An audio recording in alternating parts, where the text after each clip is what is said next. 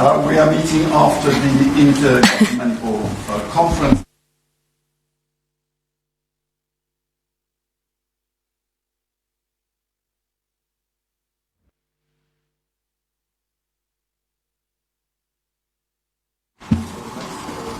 Did it record or should I start again? I'll start again. I'd like to express my condolences to the families of the 34 victims of the Russian missile attack on Sumy. My thoughts are also with the more than 100 people who suffered injuries. Janë me më shumë se 100 persona të cilët janë plagosur dhe që uroj që të dimëkëmben sa më shpejt.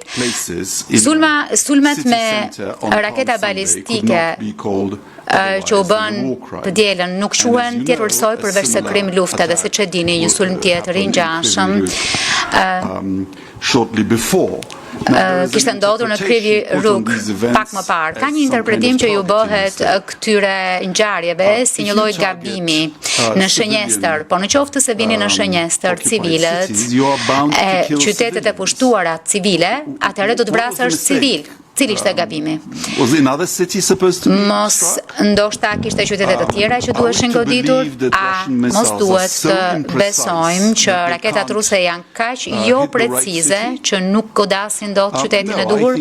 Jo, nuk mendoj që është një përgjigje cinike nga presidenti Putin për të marrë mirëbesimin e Amerikës dhe ndaj vullnetit të Ukrainës për të marrë një armë pushim të pakushtëzuar nga e cila duhet nxjerrim konkluzione, që do të thotë se Rusia ende nuk e ka ulur shkallën e ambicjes së saj.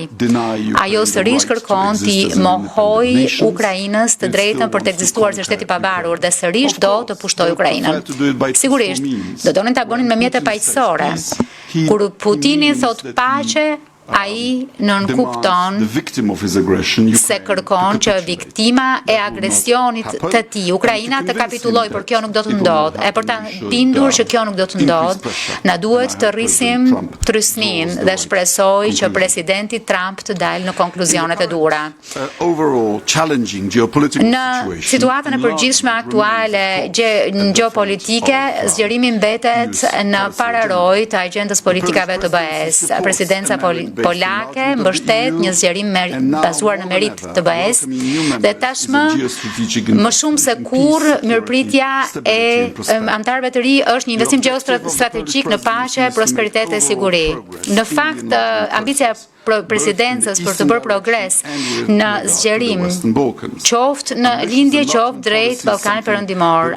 Politika ambicioze e anëtarësimit e zgjerimit ka qenë diçka për cilën kemi punuar pareshtur qysh në krye të presidencës, sigurisht krah për krah me Komisionin. E mbyllëm 2024-ën me një vizitë në Shqipëri dhe në fillim të 2025-s pata mundësi të prisja komisioneren Kos në Varshavë. Zgjerimi i BE-s ishte në thelb të bisedimeve tona. Jam i lumtur që gjendem këtu sot së bashku me kryeministrin Rama dhe komisioneren Kos pas një konference shumë të suksesshme ndërqeveritare me Shqipërinë, gjatë së cilës kapitulli i dytë i negociatave pushtuar tregu të përbashkët të çel. Kapitullet që hapëm sot janë jetik për integrimin ekonomik të Shqipërisë në tregun e brendshëm të BE-s. Ato mbulojnë fusha kyçe ekonomike. Reformat e nevojshme do të çojnë në përputhshmëri ekonomike me BE-n, do të rrisin mundësitë tregtare dhe po kështu do ta bëjnë Shqipërinë më tërheqëse për investime. Ju përgëzoj kryeministri Rama dhe qeverinë tuaj për përpjekjet tuaja dhe dedikimin e qartë ndaj rrugtimit drejt BE-s dhe më duhet të përsëris veten për faktin që shumica ndërmuese e popullit shqiptar mbështet rrugën në të cilën ju jeni. Kjo është një shtysë pozitive për ne për të përshpejtuar procesin e negociatave. Përgëzoj Shqipërinë që është një partner e besueshme në fushën e sigurisë si aleate e NATO-s dhe një mbështetëse e palëkundur e Ukrainës. Përgëzoj qytetarët e Shqipërisë veçanërisht sepse konferenca e sotme shënjon një hap shumë të rëndësishëm drejt integrimit të Shqipërisë drejt Bashkimit Evropian. BE-ja është e ardhme e mirë, e sigurt dhe e begat, qyshse kur ne kemi përjetuar në Poloni që prej vitit 2004, dhe ata që janë larguar nga BE-ja janë penduar tashmë për këtë. Sigurisht, do të kërkoj përpjekje të mëdha dhe përfshirje të përgjithshme sociale, por ju siguroj që ja vlen të bëhet një përpjekje e tillë. Shpresoj që muajt e ardhshëm do të kemi mundësi të zhvillojmë konferenca të tjera ndërqeveritare me vende të tjera. Kemi një agjendë ambicioze për presidencën tonë, përfshi Moldovën, Montenegron, Gjeorgjinë kështu me radhë. Dhe çështje të rëndësishme si formësimi i ardhshëm i Bashkimin Evropian, shpresoj të jetë diçka për cilën do të gjejmë një mbulues të përbashkët. Edhe një herë përgëzoj kryeministrin Rama dhe publikisht do të them që ju bëj thirrje autoriteteve hungareze që të mos vënë më vetën për instrumentin e paqes së BE-s dhe për çeljen e kapitullit me Ukrainën. Faleminderit kryeministër, ju lutem. Minister Sikorski, i dashur Odek, më lejo të bashkohem me ju në shprehjen e ngushëllimeve për miqt tan Ukrainas. I sign every word you mbështes very eloquently çdo fjalë që në mënyrë kaq elokuente tat për atë çfarë ka ndodhur too far from here, jo fort larg prej këtej në tokën europiane, war crime.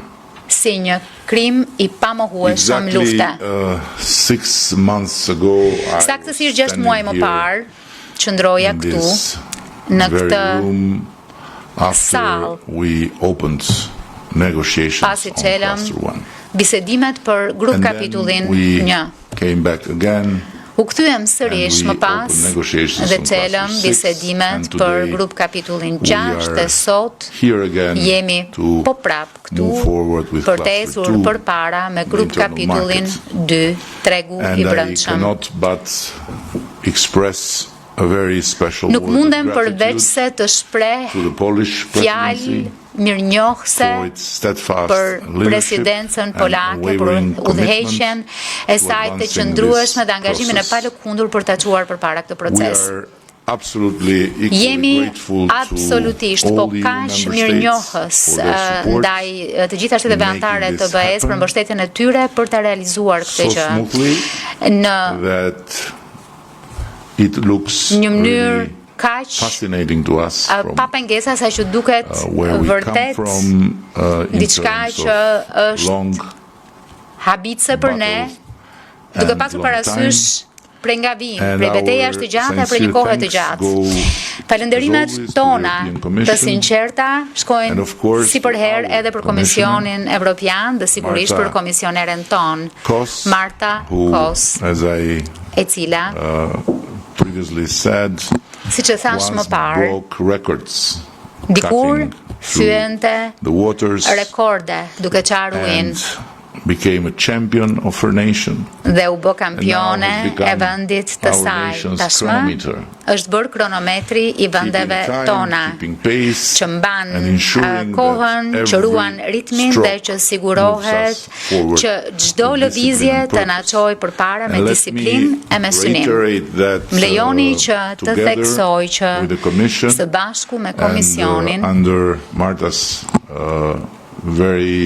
dhe nën udhëheqjen mjaft të disiplinuar të Martës kemi rënë dakord për një agjendë mjaft ambicioze.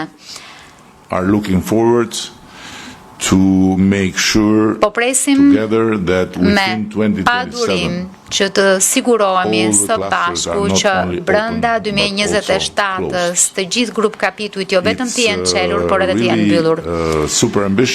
Është vërtet super ambicioze, por jemi këtu sot për të rikonfirmuar vullnetin ton të fortë, vendosmërinë tonë dhe pasionin ton të plot për të arritur këtë objektiv. I'm sure that jam I sigurt që të dy miqtemi të dashur në të majtën time dhe shumë prej jush këtu e kanë dëgjuar këtë më parë, por ja vlen ta përsëris. Për Shqipërinë, antarësimi në BE është shumë më tepër se sa një ambicie politike apo ekonomike. Është një zgjedhje ekzistenciale jete.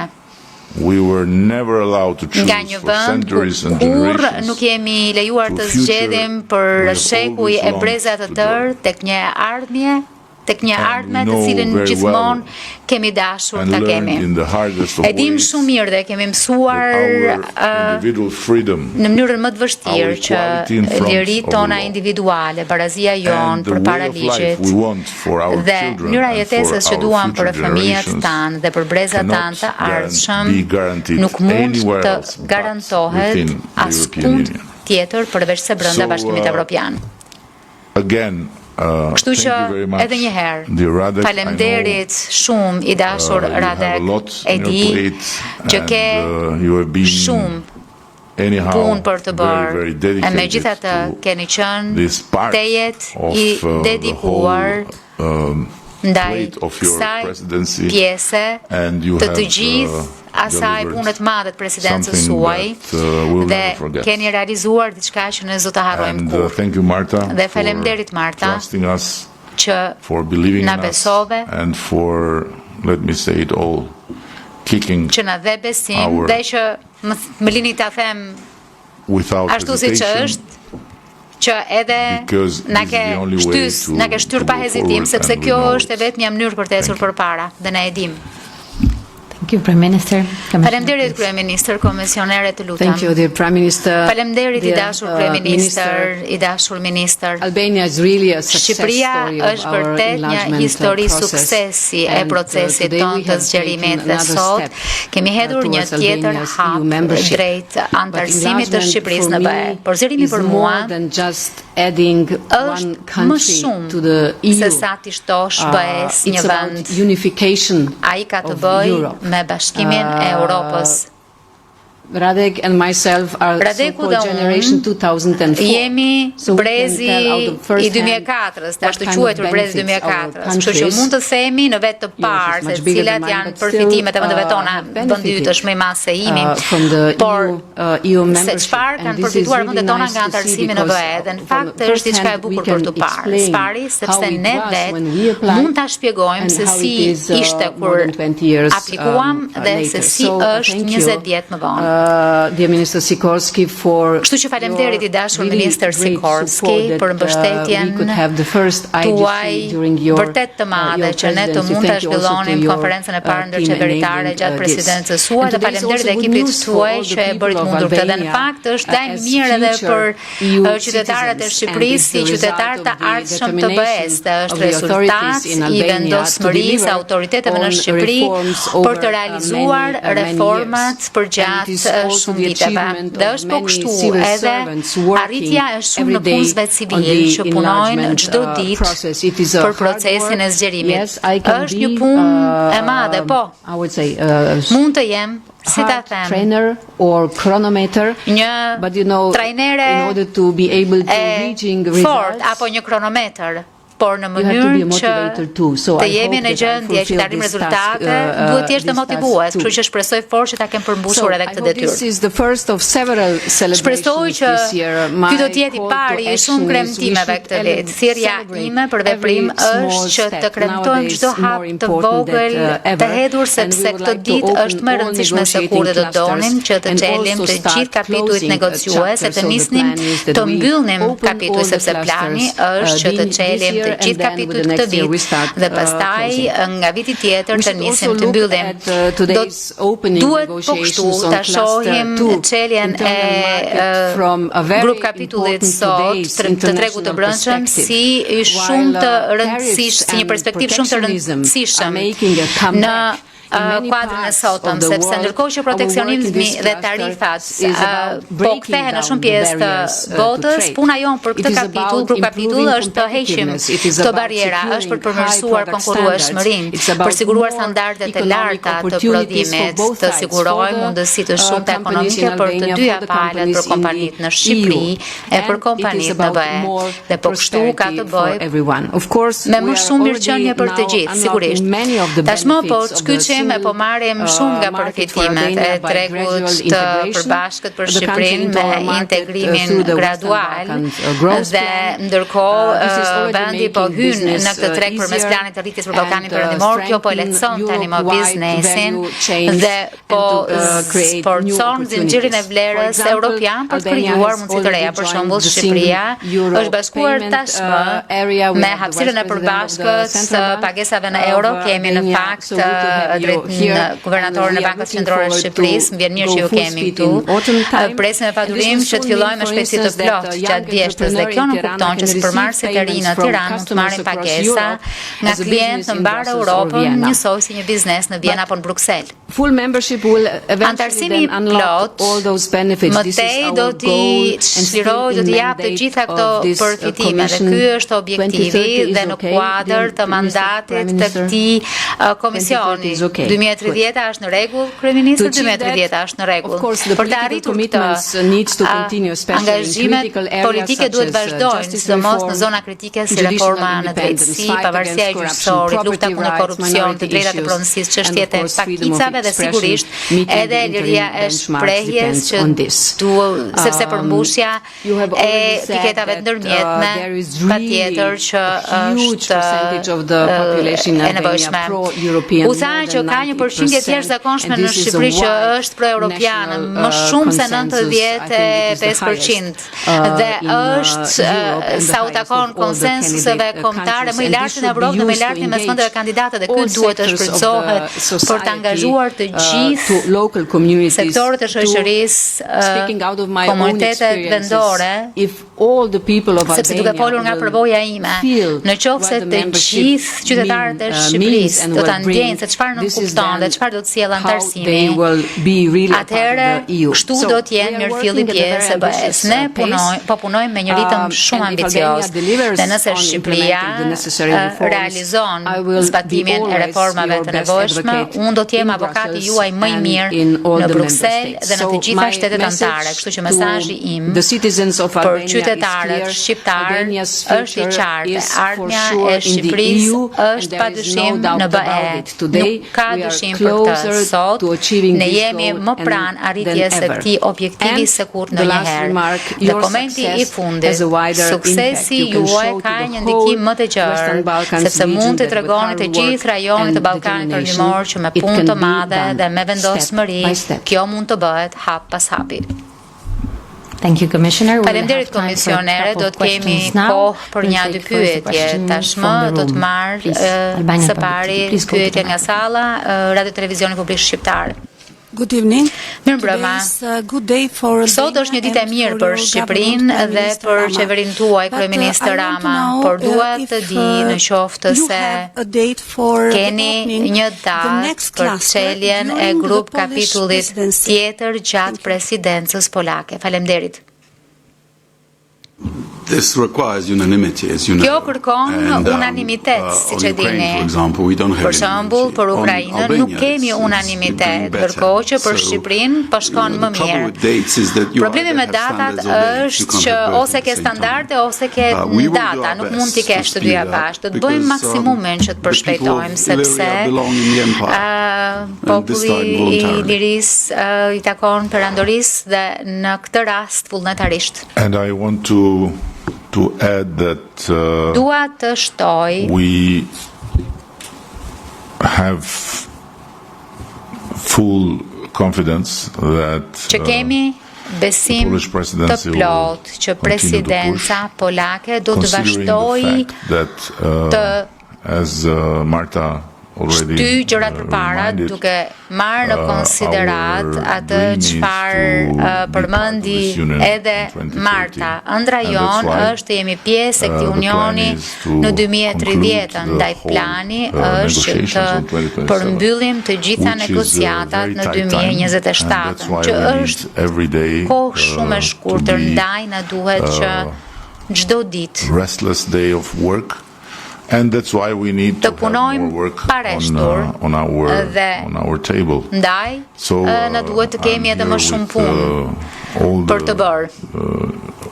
Team Albania members that të gjithë antarët e ekipit të Shqipërisë që janë të lidhur me grup kapitullin 2 janë këtu dhe mund ta imagjinoj që tashmë janë në stres sepse do të kenë shumë më tepër për të bërë, por në gjithë kohë dua të falenderoj ata dhe gjithëkënd në ekip sepse po punojnë çmendurisht dhe po japin rezultate deri më tani.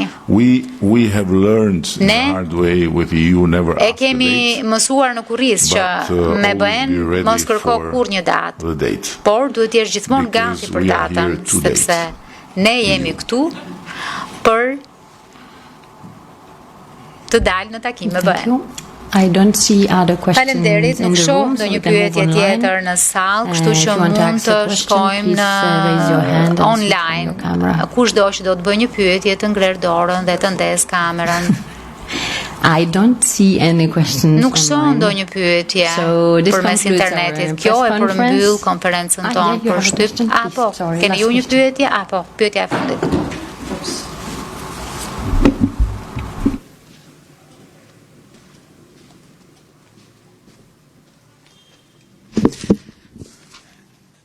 Monada Mehmetaj, jurnalist freelance, gazetare e pavarur politike. Has the valid Serbian-Kosovo dialogue been and could Dialogu midis Serbisë dhe Kosovës ka qenë apo mund të shndrohet në pengesë për aderimin e Shqipërisë në Bashkimin Evropian? So they can't veto.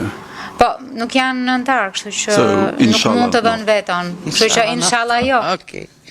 Inshallah, jo, faleminderit. And I have another question. Kam edhe një pyetje tjetër për kryeministrin tim. If I can. Në qoftë se mundem. Okay.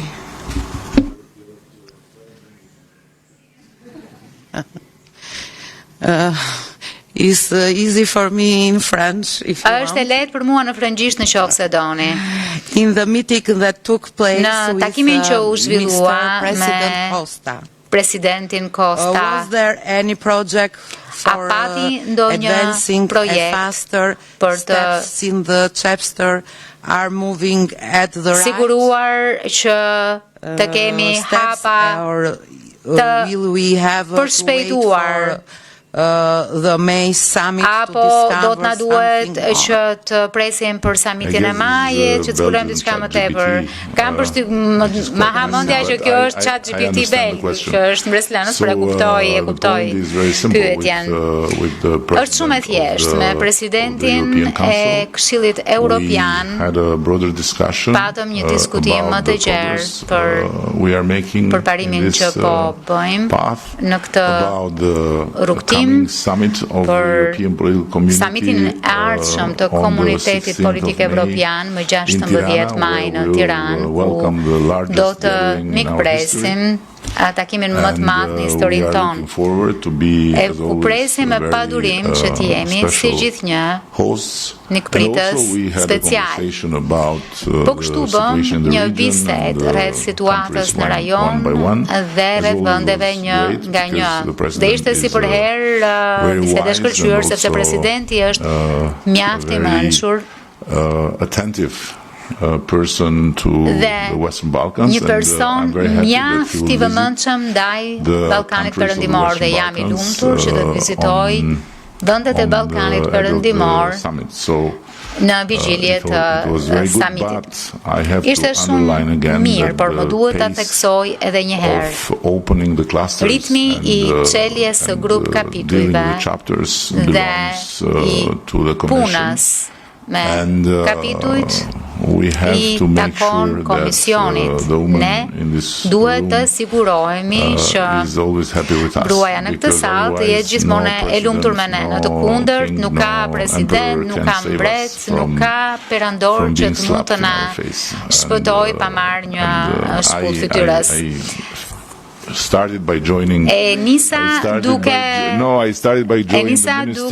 u bashkuar me ministrin në fillim dhe dua ta përmbyll duke u bashkuar sërish me atë që thaj që po ne po presim me përgjërim që të bëhemi pjesë e kësaj perandorie, sepse kemi qenë gjithmonë pjesë e perandorive dhe kjo është e para perandori ku duam të jemi dhe ne jemi shumë besnik ndaj perandorive. Ndjenja jonë e besnikërisë nuk mund të përmbushet pa qenë me një perandori. Kështu që inshallah.